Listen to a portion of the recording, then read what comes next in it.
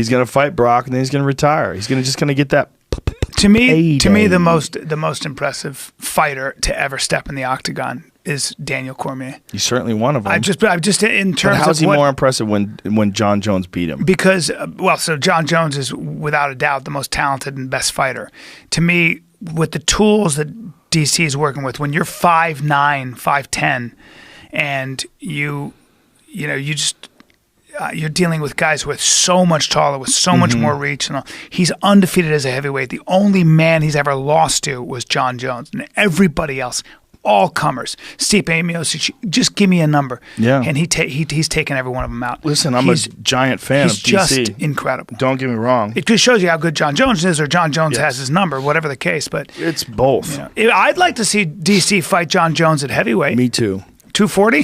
That might happen. That might be the big fight. The big fight might be if DC fights Brock. Let's assume he beats Brock, which I think he would. Then DC fights John Jones. Yeah. But he might not beat Brock. Here's the thing about Brock, and this is so ridiculous to say. He's still a fucking giant Viking human. Yeah. He's so extraordinarily big.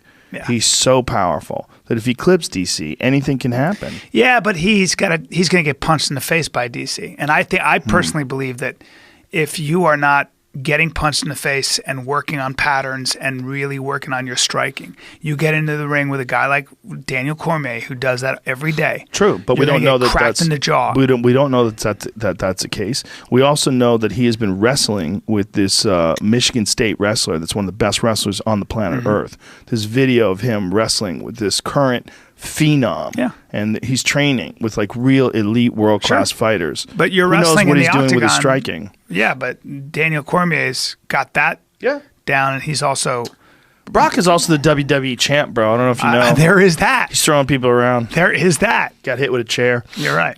I don't know, man. I'm putting all my money on DC. I would say that DC would be heavily favored. Yeah. I would also say that big gorilla can fucking punch any person on the planet with those lunchbox fists, and you're fucked. He's so big, man. Yeah. When you stand next to Brock, you're just like, oh, you're a totally different thing than me. He's a blonde silverback. Yeah. He's as close to a silverback as I've ever seen him. He's a Viking, man. Yeah. You know, it's a long arms. Giant human. Yeah. Ridiculous fists. The real question is, I mean, how much has he really been working on his striking in these years that he's been outside of the cage? How much has he much been... easier to work on your wrestling if you're him than it is striking. Yeah. Striking is a whole different animal. Well, particularly sparring, not just like hitting mitts and hitting the pad, but getting good rounds in against people that can crack. And people that can crack like DC, where he clinches you and then hits you in the clinch. And also learning how to adjust. Like the great fighters that I notice are guys who they come in with a game plan.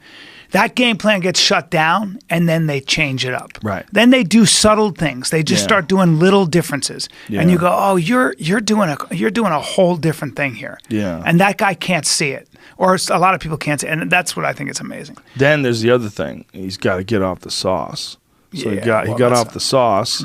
So if he gets off the sauce, now he's 40.